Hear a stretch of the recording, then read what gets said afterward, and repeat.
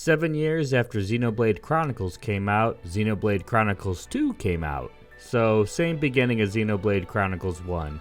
Klaus runs his experiment and a bunch of portals open up and wipe out most of the life on Earth. Half of Klaus is left behind, and the half that's left is like, well, now I feel bad. Better try to fix this. He covered the world in the Cloud Sea, which could restore matter, and he scattered core crystals that contained information of the world's previous life forms throughout the Cloud Sea. Eventually, the mixture of the Cloud Sea and core crystals spawned Titans, massive life forms that people could live on. The Titans continued to grow and eventually spawned life of their own until different forms of mankind came into being. Seeing humanity rise up again, Klaus is thinking that he doesn't really want another person like him to show up that could accidentally destroy the world. So he makes a new race called Blades to keep an eye on them. To manage the Blades, Klaus uses the AI for the supercomputer that managed the conduit, but since one of the AI went into the other world, he was only left with two, Logos and Numa. If an individual resonates with a core crystal for a blade, they become their driver and summon the blade. The blade will live until their driver dies, and they'll return to a core crystal and send its memories back to Logos and Numa. The supercomputer processes the memories and uses it to send out new evolutionary code for future core crystals. The blade can be reawakened by a new driver, but they won't remember their past life. As years passed, the research center where Klaus stayed became known as the legendary land called Elysium. It resided on top of the World Tree. Klaus became known as the architect throughout the lands. The Titans continue to grow and eventually a bunch of civilizations spawn up and start fighting. The story is going to begin with the DLC for the game, Torna the Golden Country. Torna is one of the Titans that people live on, and it used to dominate the other Titans until the first ruler of Torna sealed its power away. Other prominent Titan nations include Morag, Oriya, Gormat, and the Indoline Praetorium. An Indoline man named Amalthus climbs the World Tree hoping to meet the architect. However, regretting what humanity became again, Klaus chose not to reveal himself. Amalthus takes the cores for the supercomputer Logos and Numa down with them. Those two crystals will eventually become the blades known as the Aegises. He awakens Logos, who goes by the new name Malos, and is influenced by Amalthus' own hatred for humanity. He adopts a similar mindset and seeks to destroy the world and all of humanity. He leaves Amalthus and starts destroying using machines known as artifices. And as a way to counter him, Amalthus looks for a new driver for the other core crystal. He eventually finds Prince Addam of Torna. After his uncle Zatar fails to resonate with Numa, Addam succeeds and Numa awakens as Mythra. Addam and Mythra travel together with Milton, a boy from a village that Addam helped once. They eventually meet Laura and Jin and save them from one of Malos' artifices. Jin is a blade stolen from Torna royalty in the past. However, after seeing the two together, Addam is like, hey, I really like you guys. I'm not going to take Jin back if you agree to help us fight Malos, and they agree. Laura and Jin are traveling with two others, her blade Hayes and a boy named Mikhail who's from a destroyed village nearby. They all head to Gormat together where they discover another destroyed village and a gravestone with a charm Laura made for her mother as a kid. They're ambushed by troops from Morag who think they destroyed the village. After a brief fight with Brighid, Emperor Hugo arrives and clears up the confusion. Hugo and his blades, Brighid and Aegeon, join the group. Addam heads to his own territory to meet up with his militia. They head to the capital of Torna, Aresco, and along the way they meet Minoth, another one of Amalthus' blades. But after disliking his worldview, Minoth left Amalthus. Sometime in the past, he was used in an experiment where he was fused with human cells and became something known as a flesh eater. If a blade becomes a flesh eater, then they can live even after their driver dies. They arrive in the capital and meet with the king. Malos attacks, and after they fight for a bit, he runs away. A smaller titan, Azurta, shows up and helps the group pursue Malos, who's taken the seal for the Tornan Titan. He says to come find him in the Tornan core. Milton and Mikhail stay behind as the group heads for the core. Malos summons a bunch of his artifices and attacks. Mythra summons her own artifice, Ophion, who fights with Malos' artifices. Malos launches a big attack at Aresco, and seeing the destruction and thinking Milton has died, Mythra unlocks some of Numa's power. Malos is eventually defeated, but Mythra's attack did massive damage to the Tornan Titan. The core of the Titan explodes, and Hugo shields Addam from the blast, but dies in the process. Due to the damage, the Tornan Titan ends up dying. The king stays behind, but Addam's uncle Zatar flees. After seeing the destruction she caused, Mythra creates a new body and personality called Pyra and goes to sleep. Addam and Pyra head to Letheria to seal away the blade that Mythra used in the fight against Malos. He sends Laura, Jin, Hayes, and Mikhail away to pass a message on to his militia, and after a series of assassinations, Amalthus becomes the new praetor of Indol. Now that Malos is supposedly gone, Amalthus seeks to destroy the other Aegis and attacks Specia, thinking that Addam is there. In the attack, Laura dies, but before she dies, she tells Jin that she doesn't want to be forgotten. To avoid this, Jin becomes a flesh eater by consuming Laura's heart, so he'll never forget her. Not Hayes though. She turns back into a crystal, and Mikhail is kidnapped by Indol. Meanwhile, Addam founds a village in Letheria and seals Pyra away on a ship that can only be opened by Letherians. Supposedly about 500 years passed between the DLC and the start of Xenoblade Chronicles 2. Turns out Malos didn't die, but he's been severely weakened. He finds a depressed Jin and offers to team up with him so they can kill the Architect, who they both blame for the world's problems. Using refugees from Torna, Amalthus experiments with Blade Eaters. Humans fuse with blades instead of the other way around. Mikhail is one of his test subjects and the only survivor.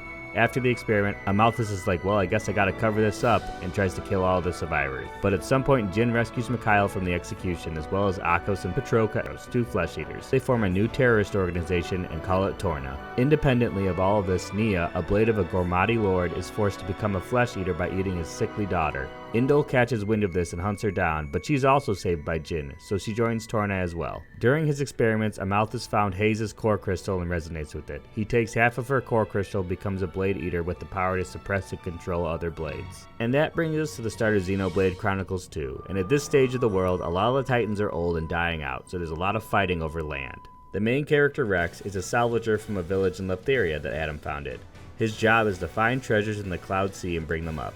He lives on the Titan Azurta, who he calls Gramps. The Tornan group needs a Letherian salvager to open the ancient ship that Pyra is sealed in. The chairman of the trade guild, Vanna, sends Rex. During the salvage, Rex resonates with Pyra and becomes her driver. Jin immediately kills him, but she gives Rex some of her core crystal and he revives. Malos tells Mia to kill the rest of the salvagers, and she's not really down for that.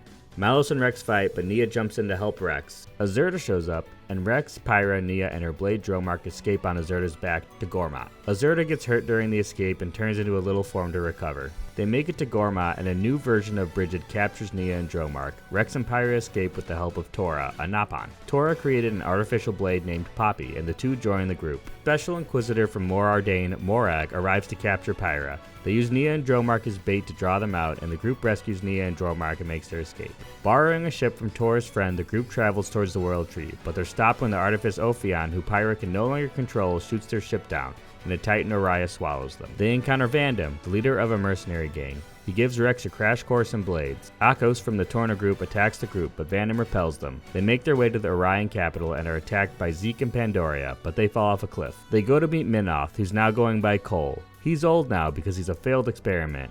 He says they should visit Amalthus since he managed to climb the tree himself. Torna attacks the group, and after Vandam dies during the fight, Mythra reawakens and repels them. The group starts traveling to Indol, but they make a stop in Morardane along the way. While there, another artificial blade named Lila attacks Ardanian soldiers. Tora recognizes it as one of his father and grandfather's creations. Mistaking Poppi for Lila, Morag and Brighid attempt to arrest them, but a nearby Napon clears them of suspicion. Morag requests that the group helps with the investigation. They trace their way to a factory, but not before Zeke and Pandoria show up again to make clowns of themselves. In the factory, Vanna has been making artificial blades and selling them to Torna. The group stops them and fights off a large artificial blade named Rosa, and Poppi gets an upgrade. On their way out, Mikhail and Petroka attack the group. They fight, but Hayes' new form, Fan Lenorn, shows up and suppresses the duo. They flee. Morag and Brighid stick around. Acting as envoy for Indol, Fan guides the group along the way. They briefly stop in Letheria, Rex's home. They get attacked by Zeke and Pandoria for a third time, and this time Morag identifies Zeke as the Crown Prince of Tantal, a kingdom supposedly founded by Addam's descendants. At some point, Amalthus saves Zeke's life by fusing Pandoria's core crystal to him, so he returns the favor by testing the Aegis' new driver in combat. They lose again. The group arrives in Indol. Zeke catches up to them and joins the group. They meet with Amalthus, and he says when he climbed the tree, he didn't meet the Architect, but maybe Rex could.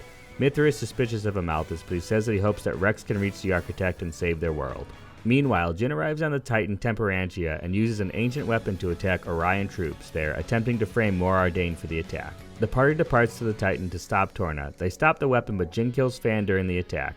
The armies of Oriah and Morardane are about to fight, but Indoline shows up and stops them. The Queen of Oriah and the Emperor of Morardane agree to a ceasefire after the group convinces them that Morardane did not start the fight. Amalthus sends the group to the Kingdom of Tantal to retrieve the Omega Fetter, which can control the Artifice Ophion. Before they leave, Benna attacks again with Rosa, trying to kill the Orion Queen to keep the war between the two nations going so he can profit. The Emperor of Morardane protects the group and briefly dies. While nobody is looking, Mia uses her blade powers to revive him, and the Emperor officially sends Morag with the group. They arrive in Tantal and meet the king. He imprisons the group and kidnaps Pyra.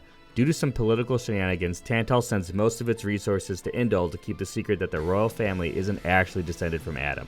The king attempts to destroy the Aegis to reduce Indol's leverage over them. The party breaks out of jail to save Pyra, but they damage the Omega Fetter in the meantime and cause the Titan they're on to dive deep into the Cloud Sea. The group finds and fixes the Omega Fetter, but Jin arrives and dominates the group.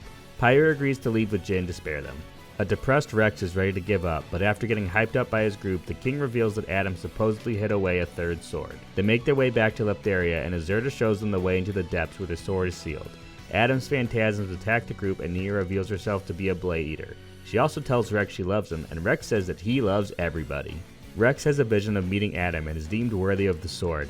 In real life, the sword dissolved, but Rex is still motivated to save Pyra and Mythra. On the cliffs of Moratha, Malos is trying to restore his core crystal by stealing Pyra's memories. The group encounters a restored Malos. Nia is able to counter Malos, so the group continues on and finds Jin, and Malos tags back up with them. Pyra and Mythra reveal to Rex that they wanted to go to Elysium just so they could ask the Architect to let them die, since they only seem to cause destruction. Despite this, Rex says that he'll still take them to Elysium, and that they'll face the future and whatever problems together. Pyra and Mythra awaken as Numa and grant Rex a power-up. Malos summons Ophion and Numa summons her own artifice. The ledge they're on is destroyed and the group falls down below. Rex and Mythra wake up in a ruined city next to the World Tree. The group reconvenes and Jin briefly tags along so they can all escape the area. Jin says that Amalthus's ultimate goal is to destroy everything, and Rex point out that they're after the same thing, but Jin's like, nah, we different. Torna's ship arrives and Jin escapes with them. The group makes their way inside the World Tree and starts to climb. Amalthus arrives on the Indoline Titan and attacks the Tornan ship.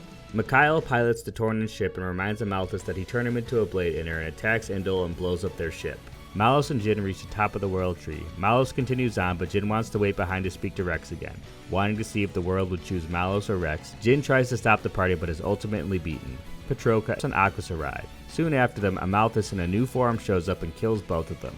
The group and Jin fights Amalthus. Jin gives his life to stop Amalthus and tells Rex to stop Malos. Malos meets the Architect and tries to kill him but is unable to. Malos continues up the tree to find the Artifice Ion, who he's going to use to destroy the world. The group makes their way to the Architect, and after a traumatic psychological test, the Architect reveals himself. He lets them know that he's about to die because his other half, Zanza, is also about to die. He sends the group to stop Malos and grants Numa control over the World Tree. Malos uses Ion and starts attacking the world below. The group confronts him and defeats him. Malos fades away. The Architect passes away as well, and the Conduit disappears with him, destabilizing the whole World Tree. It begins to crumble, but before he passes, he sends the Titans to converge into one landmass. The debris from the space station would crush the Titans below. Numa tricks the group into some escape pods and stays behind to divert the debris. Rex wants to stay with Numa, but the group convinces him to continue onward and escape. Numa transfers the rest of her core crystal to Rex so he can live on without her. Numa uses Ion to blow up the space station and the rest of the debris. The group is caught up in the explosion on the way down, and their escape pod explodes before they make it to the ground. Azurta returns into his larger Titan form and catches everybody. They all watch the Cloud Sea dissipate and all the Titans merge into one landmass. And through some happy ending magic, Pyra and Mythra appear before the group in separate bodies. And they all live happily ever after. Until Xenoblade Chronicles 3. Thanks for making it to the end of the video. The next video is probably going to be the recap for Xenoblade Chronicles 3 and its DLC, but I don't know what's after that, so go ahead and leave a comment if you have a video game series that you want me to recap. Bye!